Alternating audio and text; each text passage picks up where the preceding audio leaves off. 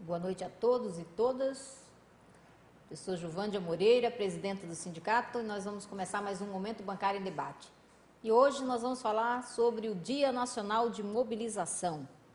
Está sendo organizado pela Central Única dos Trabalhadores e os bancários vão participar junto com várias categorias deste Dia Nacional de Mobilização, que vai acontecer amanhã, dia 6 de julho, em todos os estados do nosso país. E esse ato, como eu disse, é organizado pela CUT e a gente está aqui com um convidado especial, né, diretamente da Central Única dos Trabalhadores, Wagner Freitas, que é o secretário de Finanças e Administração da CUT Nacional. Boa noite, Wagner. Obrigada pela presença. Boa noite, Ju. Boa noite para todos. Bom, Wagner, explica para a gente por que a CUT teve a ideia de organizar esse Dia Nacional de Mobilização e depois a gente vai conversar um pouco sobre cada um dos atos, o que tem de importante que vale a pena ser destacado nesse Dia Nacional de Mobilização. Por tradição da CUT, a CUT ela sempre se organizou nas ruas, organizando os trabalhadores e as trabalhadoras para colocar a pauta do movimento sindical no dia a dia do Brasil. Então, a pauta que você conhece, que nós estamos divulgando e que nós vamos falar sobre isso hoje, ela tem que ser colocada como participação dos trabalhadores. Se ela ficar só na Executiva Nacional da CUT, ela não tem condição de se efetivar. A CUT entende que a única forma que nós temos de transformar a vida do Brasil, de trabalhar para que nós tenhamos melhores condições de trabalho, de vida, de dignidade, é organizando o trabalhador de maneira que ele participe efetivamente das atividades. A diferença é que nós vamos fazer um ato organizado nos 27 estados e um ato onde os sindicatos que estão da CUT são os que vão organizar o ato junto com os trabalhadores. Não é um ato da direção nacional da CUT, da executiva da CUT, é um ato dos sindicatos, dos trabalhadores, para despertar no Brasil a necessidade de nós fazermos reformas importantes na área trabalhista e na área sindical, e levando em consideração a pauta dos trabalhadores para ser concernente com o bom momento econômico que o Brasil vive. Bom, e também uma oportunidade de discutir com toda a sociedade, né? A nossa pauta, discutir a nossa pauta com toda a sociedade. Nesse segundo semestre, né, nós sabemos que que grandes categorias têm campanha salarial, o exemplo dos bancários, né? Bancários, metalúrgicos, químicos, né? Então, uma das pautas aqui do Dia Nacional de Mobilização, para a gente é bastante importante, que é a manutenção do aumento real dos salários, né? Nos últimos anos, nós bancários fizemos, nos últimos 7 anos, nós tivemos e conquistamos aumento real dos salários. Este é um dos pontos que a CUT está defendendo aí, que está colocando em destaque, e eu queria que você falasse um pouco sobre isso, sobre a importância do aumento real dos salários para o crescimento econômico do nosso país. É uma agenda altamente positiva. O Brasil deu uma grande lição. O mundo passou por uma crise econômica bastante grande. E economias importantes do mundo, né, não se recuperaram até hoje. Vídeo que acontece nos países europeus, fundamentalmente na Grécia, em Portugal, na Espanha, na Irlanda, o que aconteceu em alguns países asiáticos importantes como o Japão. E o Brasil, embora obviamente que o mundo inteiro foi afetado por essa crise, mas o Brasil teve um receituário diferente do que foi apresentado nesses outros países. Ao invés de apresentar os remédios tradicionais que deixaram claro que só deixa a doença mais resistente, o Brasil, pelo contrário, investiu no crescimento do mercado interno, né, no fortalecimento, por exemplo, dos bancos públicos, com a possibilidade de ofertar crédito para o desenvolvimento, para ancorar a produção da indústria. E eu me lembro política de manutenção do aumento do salário mínimo também, né? E a política de manutenção do salário mínimo, ela ejeta na economia brasileira um valor muito mais significativo do que ejeta, por exemplo, o Bolsa Família, que é um programa importantíssimo social, mas o grande programa social do governo do presidente Lula e foi a questão da valorização dos salários mínimos, e, aliás, com a participação efetiva dos sindicatos e das centrais sindicais. Aumentar o valor do salário dos trabalhadores significa ter a possibilidade de ter um giro na economia que nos dá a chance de estar fazendo com que todos se beneficiem. Aumentar o valor do salário dos trabalhadores não é uma política só trabalhista, não é uma política só importante para o trabalhador que recebe o salário. é uma política importante para o Brasil. Caso contrário, ele vai fazer o mesmo receituário de sempre, aperto de conta pública, demissão para diminuição de custo com mão de obra, é aquela questão que se fala de serviço público, sempre não discutindo a qualidade do serviço público, e sim querendo demitir o trabalhador do serviço público, é o que está se fazendo na Europa. Nós não, nós queremos fazer outra discussão. Aumenta o salário do trabalhador, tem aumento real de salário, a capacidade de você girar a economia e o Brasil se tornar uma economia competitiva. Bom, outro ponto que está de destaque aqui no Dia Nacional de Mobilização é o fim do imposto sindical e a luta por uma nova estrutura sindical com liberdade e autonomia. Por que é importante? Eu sempre costumo dizer assim, os bancários passaram quase 10 anos sem cobrar, 10 anos, né, praticamente, sem cobrar imposto sindical, e quando, por conta de uma ação movida pelo sindicato para impedir o desconto, e quando cai essa liminar, a gente começa a devolver para o associado. Quer dizer, a gente já tem como uma prática. E eu costumo dizer para os bancários o seguinte, não que a luta sindical não precise de financiamento, pelo contrário, né, precisa de financiamento, os trabalhadores é quem tem que sustentar os sindicatos, isto é importante para a gente manter a categoria independente, autônoma, né, os sindicatos fortalecidos, mas que isso tem que ser feito não pelo imposto sindical. Queria que você conversasse um pouco com os bancários e com quem está ouvindo a gente aqui, a respeito desta bandeira tão importante que a CUT tem dado destaque aí nesse último período. Você sabe por quê, Ju, que a gente insiste tanto nisso? É porque a CUT entende que o movimento sindical é muito importante para a democracia brasileira. A construção de sindicatos fortes no Brasil e a construção de um movimento social forte no Brasil é que permitiu que nós tivéssemos construído, por exemplo, um operário, presidente da República, e depois sucedido por uma mulher que atuou pela liberdade contra a ditadura para uma primeira presidenta da República.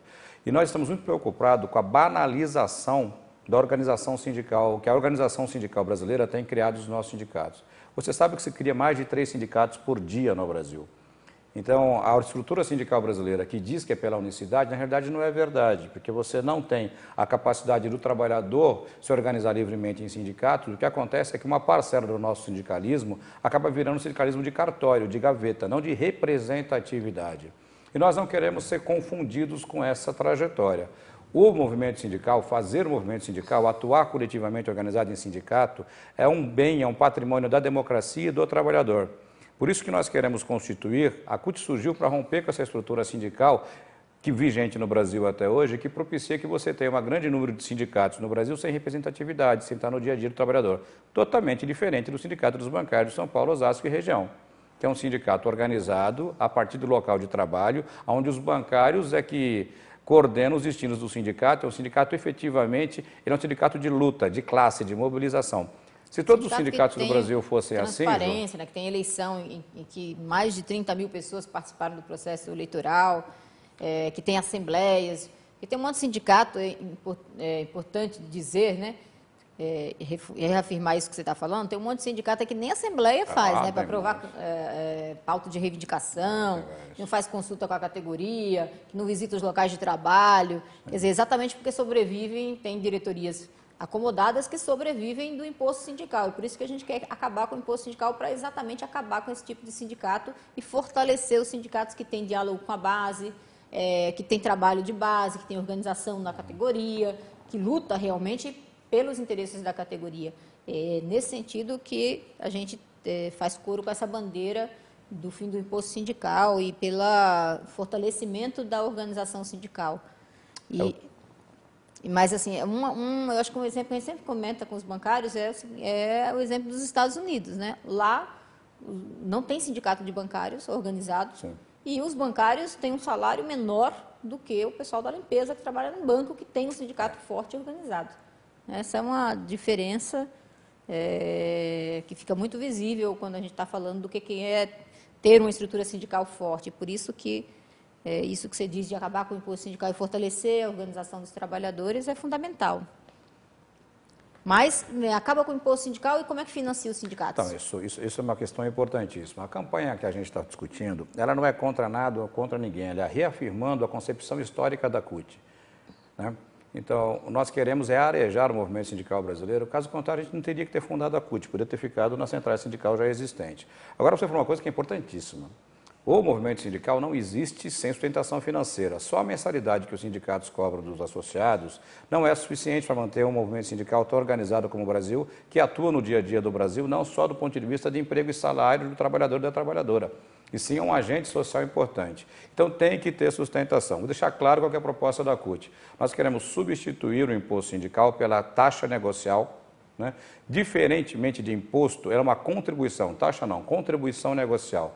Qual é a diferença da contribuição negocial para o imposto sindical? O valor, o trabalhador pode determinar, ele pode ser maior ou menor do imposto sindical que hoje é tirado da conta do trabalhador. A diferença é que o trabalhador é que define em assembleia se o sindicato tem o direito ou não tem o direito de fazer a cobrança, né? Hoje o que acontece é que o trabalhador é tungado todo final do mês de março, que a revelia de sua vontade, ele pode ser associado ao sindicato, não associado ao sindicato, lhe é descontado um dia do trabalho e passado para a estrutura sindical. Cria sindicatos acomodados. Boa parte dos sindicatos não tem nem a necessidade ou a vontade de associar e organizar novos trabalhadores, porque ele já vai ter uma arrecadação garantida pelo imposto sindical. Nós achamos que devemos ter arrecadação, porque a arrecadação que nós temos é voltada para representar o trabalhador em seu benefício. Então, a contribuição negocial, ela é por vontade do trabalhador, dialogada com o trabalhador, negociada com o trabalhador. O sindicato tem que ter uma convenção de trabalho e pós-convenção de trabalho, como acontece com os sindicatos bancários de São Paulo, é que o trabalhador vai definir se concorda ou não com financiar as atividades do seu sindicato. Sabe o que significa, Rumândia? Significa um sindicato participativo, que o trabalhador ele não é apenas mais um ativo do sindicato, ele é dono, participativo. É por isso que nós somos contra o imposto sindical, nós não somos contra o financiamento do movimento sindical. Só achamos que o financiamento tem que vir por vontade do trabalhador sob o seu controle. E não é, porque também um movimento sindical que é financiado sem o controle do trabalhador, também não leva em consideração a opinião do trabalhador.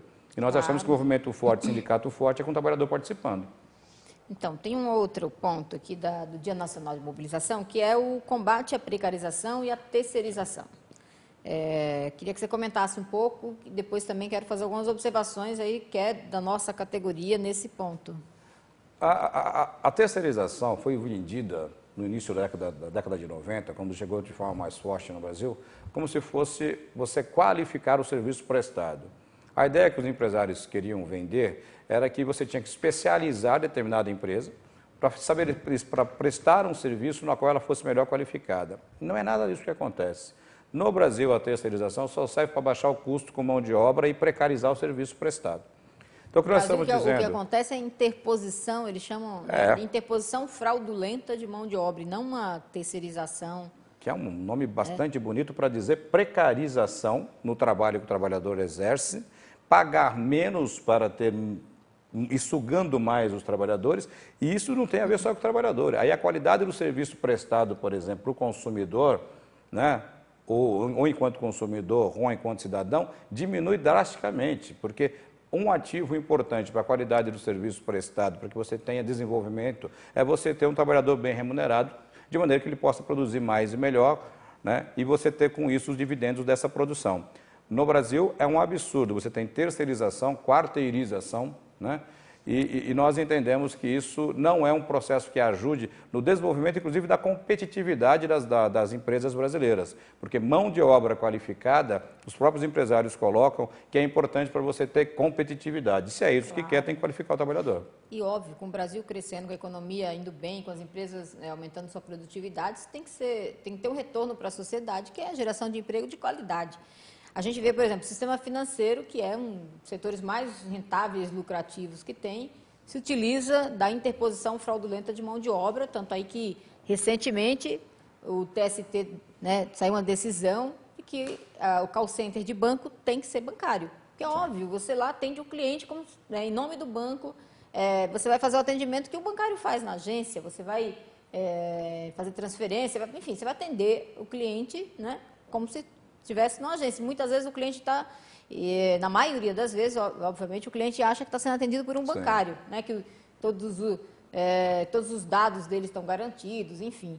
Então, foi uma decisão recente, né, Mas tem outras áreas terceirizadas que a gente acha um absurdo, porque, na verdade, como você falou, é uma precarização. O que acontece nessas áreas é precarização. E esses terceirizados estão lá trabalhando 14 horas seguidas. Nós temos setores que eles trabalham 14 horas seguidas, muitas vezes sem receber as horas extras realizadas, né? Na precarização total. E a gente tem um outro problema aqui na categoria, que é o correspondente bancário, né? O correspondente bancário está sendo totalmente liberado pelo Banco Central. O Banco Central está fazendo um desserviço à categoria, à população. Mas a gente vai falar um pouco mais sobre isso depois do intervalo. A gente retorna e continua na pauta do Dia Nacional de Mobilização da nossa Central Única dos Trabalhadores.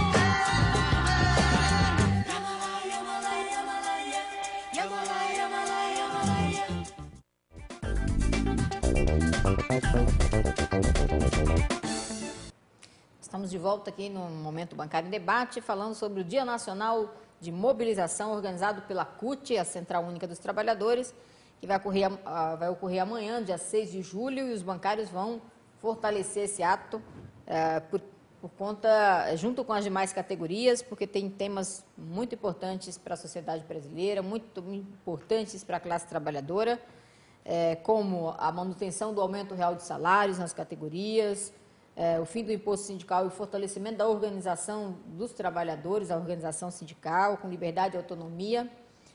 O combate, e a gente estava falando aqui antes do intervalo do combate à precarização e à terceirização. Estávamos falando do correspondente bancário. O Banco Central tem liberado todos os serviços que você faz num banco. Hoje, ele está liberando para o correspondente bancário, desestruturando contratos de trabalho, tanto individual quanto coletivo, né? Da categoria coletiva, da categoria bancária e individual, porque muitas vezes nesses correspondentes bancários, o trabalhador não foi contratado para fazer serviço de banco, né? Senão ele teria que ter sido contratado como bancário, e no fundo o que está acontecendo é isso. E o correspondente bancário, inicialmente, lá atrás, na primeira resolução, ele veio com a desculpa de que iria incluir a população que está excluída do serviço bancário. E a gente vê que hoje ainda 39% da população brasileira continua sem ter acesso a serviços bancários, né? A conta corrente, enfim, e todos os serviços de banco.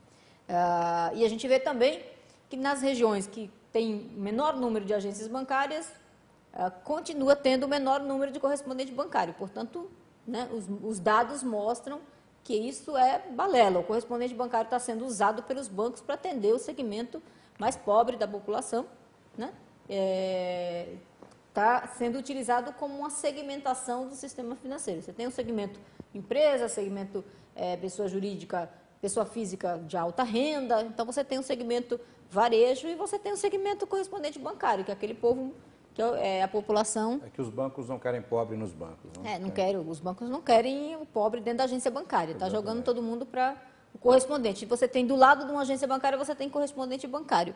E também está arrumando um jeito, e agora eu acho que eles estão caminhando para uma forma de baratear cada vez mais o custo dos bancos, com total, né, anuência do Banco Central, porque é isso que o Banco Central está fazendo, está liberando geral, né, para os bancos a possibilidade de ganhar mais dinheiro, explorar mais a população, né? Explorando mais os recursos da sociedade, em vez de investir em abertura de agência bancária, contratação de trabalhadores, fortalecer, né, esses trabalhadores, porque farão parte de uma categoria organizada nacionalmente, eles estão fazendo essa liberação. E um dos temas, como eu disse, do Dia Nacional de Luta da CUT é o combate à precarização e à terceirização. E é por isso que nós bancários vamos participar dessa mobilização com toda a força, porque nós não concordamos com essa precarização, com essa política de terceirização e precarização que acontece hoje, não só no sistema financeiro, mas em vários setores. Sim. Agora, continuando aqui a nossa conversa sobre o Dia Nacional de Mobilização, também está na pauta o fim do fator previdenciário, que é o direito das pessoas, para que as pessoas tenham o direito de se aposentar com uma renda, né? E o fator reduz bastante o valor do benefício aí da aposentadoria. Como é que está essa discussão? Esse é um debate difícil no Congresso Nacional, né? Essa foi um dos desserviços que o governo Fernando Henrique fez para o Brasil, né? Instituir esse fator previdenciário que aumenta o tempo de trabalho das pessoas, homens e mulheres, dificulta a aposentadoria. Nós entendemos, a CUT sempre foi historicamente defensora do fim do fator previdenciário, né? E estamos tentando negociar no Congresso Nacional isso. Agora, é uma resistência bastante grande, esse Congresso tem característica altamente conservadora. E nós queremos levantar essa lébrias, porque boa parte das pessoas, Ju, dos trabalhadores e trabalhadoras, só se preocupam com a sua aposentadoria depois que se aposentam. E aí fica muito mais difícil. Agora, enquanto os trabalhadores estão na ativa, é que nós temos que ter a capacidade de fazer a alteração. O fator previdenciário aumenta, né, o tempo de trabalho, isso influencia diretamente na qualidade da aposentadoria, na qualidade da saúde das pessoas, faz com que você tenha um tratamento desigual entre homens e mulheres, penaliza muito mais as mulheres ainda do que os homens. Ah, sim, eu ia ressaltar isso, porque o fator previdenciário é ruim para todos. Para as mulheres é pior ainda, porque os homens reduzem em torno de 30% o valor da aposentadoria. Quando você olha o benefício das mulheres, essa redução chega a 40%, né, na média. Então, as mulheres perdem ainda mais, são penalizadas ainda mais, sendo que elas já são penalizadas porque elas já têm um salário menor que o dos homens, em torno aí de 25% a 30% menor que o dos homens. É verdade. Quer dizer, foi um desserviço geral feito à população, a instituição desse fator previdenciário. É verdade. Agora, isso precisa estar no dia a dia das campanhas salariais dos sindicatos. Isso é uma das coisas que a CUT nós vamos falar muito amanhã no nosso Dia Nacional de Luta. Isso não pode ser apenas um ato feito amanhã e depois no dia a dia dos sindicatos não está isso incluído. Por exemplo, os bancários vão estar agora em campanha salarial, nós sabemos que a categoria vai discutir isso também na campanha salarial dos bancários.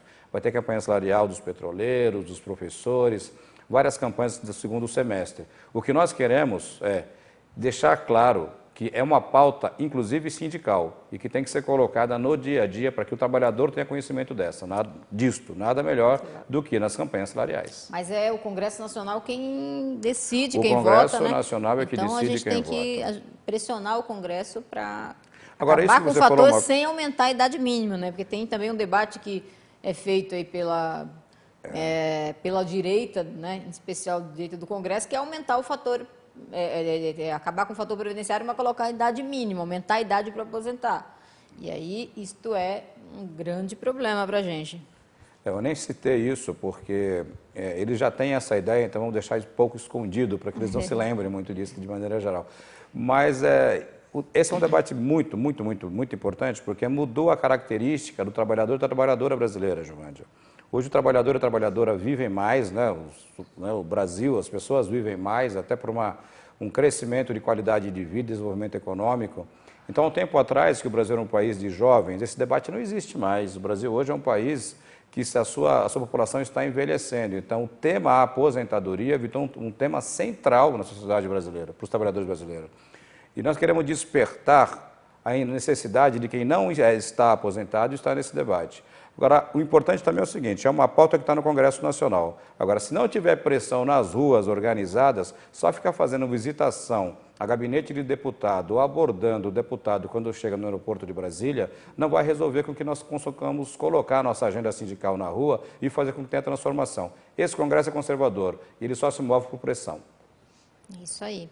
Bom, e já falando do Congresso, tem outros pontos aqui que dialogam diretamente com o Congresso, são as reformas. A reforma tributária, por exemplo, né, que está sendo discutida, eu diria que não é uma reforma tributária completa, o Congresso está discutindo algumas mudanças no sistema tributário, que a gente tem que colocar a nossa pauta para a reforma tributária. A CUT fez um seminário, né, um debate bastante aprofundado a respeito do sistema tributário e, obviamente, que uma das conclusões é que o sistema tributário ele é regressivo, ele é injusto.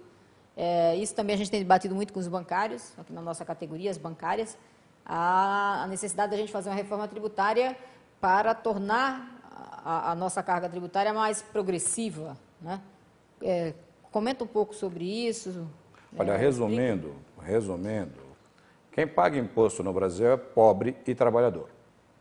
Né? É um absurdo que o trabalhador, você paga o imposto diretamente descontado na fonte, depois, como você é consumidor também, você paga quando compra um produto. E você paga, às vezes, mais produto para comprar um saco de feijão, 1 quilo de arroz, do que em várias outras questões supérfluas que não têm tributação. Você compra um jet ski e não paga. E você paga para comprar 1 quilo de arroz, paga na cesta básica. Isso é uma coisa absolutamente absurda. O setor financeiro brasileiro, então, os bancos, nós estamos falando diretamente pela nossa categoria, categoria de bancários, pagam menos imposto ainda do que paga o empresariado. Comparando o que paga de imposto o setor financeiro e o setor industrial paga 2, 3 vezes mais imposto do que paga o setor financeiro. Nós estamos dizendo que nós temos que ter uma reforma para que você arrecade mais, para que você tenha a arrecadação estabelecida nas áreas sociais. Se você quer um país que funcione, que consiga dar condições para ter atendimento de saúde, de educação, de segurança, você precisa ter arrecadação. A arrecadação se faz com a cobrança de impostos. Agora, quem é que vai pagar esses impostos? É quem ganha mais, quem lucra mais. O que acontece no Brasil é diferente. Cobra-se imposto do trabalhador e não imposto do empresário. E no nosso caso, o caso da categoria bancária, né, eu tenho o prazer de também ser bancário, e das categorias que têm participação no lucros e resultado, é pior. Tributa-se o salário e tributa-se a participação no lucros e resultado. Do trabalhador. Do que trabalhador. É um ponto que a gente defende que isente a PLR do imposto de renda, né? A PLR que o trabalhador recebe. Lógico que estabelecendo aí um limite, porque tem gente dentro de banco, por exemplo, que recebe R$1 milhão de PLR. Esta pessoa tem que pagar imposto. Agora, o trabalhador recebe lá 2, 3 salários de PLR, né? A gente propõe aí o limite anual de isenção, que está em torno de R$18 mil. Então, quem recebe PLR até esse limite tem que ter isenção de imposto de renda.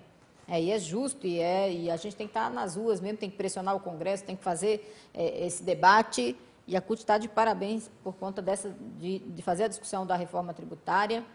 E, para a gente finalizar, eu queria falar de uma última ponto aqui, uma última reforma, tem outros pontos, né? Plano Nacional da Educação, reforma agrária, políticas agrícolas, né? Redução da jornada sem redução de salários, tem vários pontos, mas eu queria finalizar fazendo a discussão da reforma política, com democratização do Estado. Queria que você comentasse um pouco aí para os bancários, para depois a gente trocar umas ideias a respeito do tema. Esse é um debate importantíssimo, né? Porque, lamentável, o Brasil precisa ter uma reforma política, mas no Brasil não está se discutindo reforma política, e sim reforma partidária, só na organização dos partidos políticos. Eu não tenho dúvida nenhuma que os partidos políticos são muito importantes para o Brasil. Agora, o que nós temos que ter mesmo de reforma política é a participação da sociedade nas deliberações das políticas mais importantes do Brasil. É o que não acontece. Quando você elege um vereador, um prefeito, um deputado, você não está consagrando que ele vai te substituir. Ele te representa, ele não te substitui, é completamente diferente.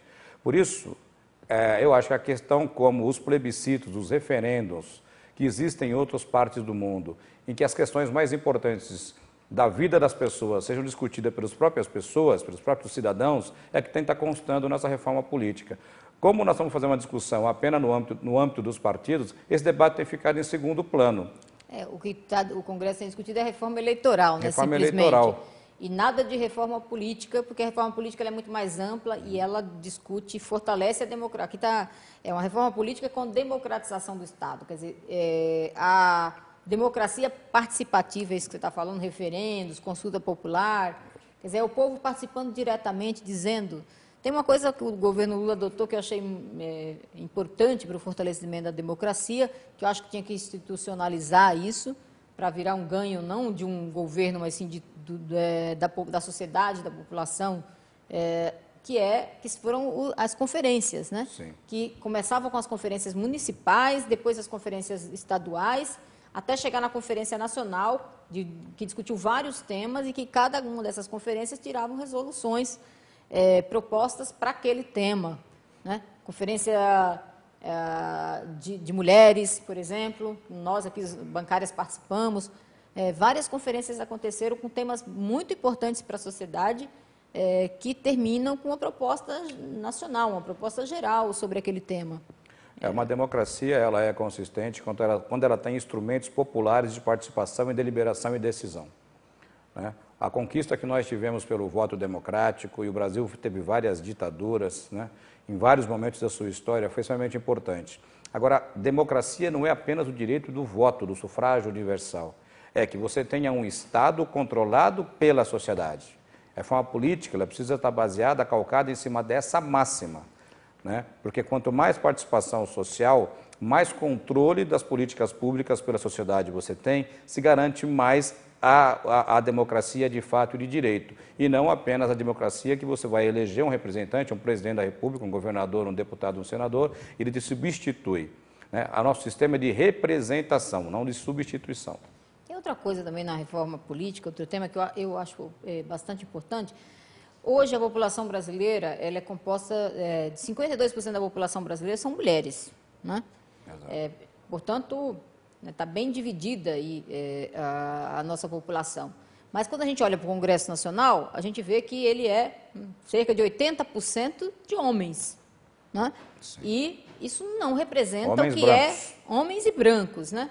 Isso não representa a realidade da população, não representa o que é a população, né?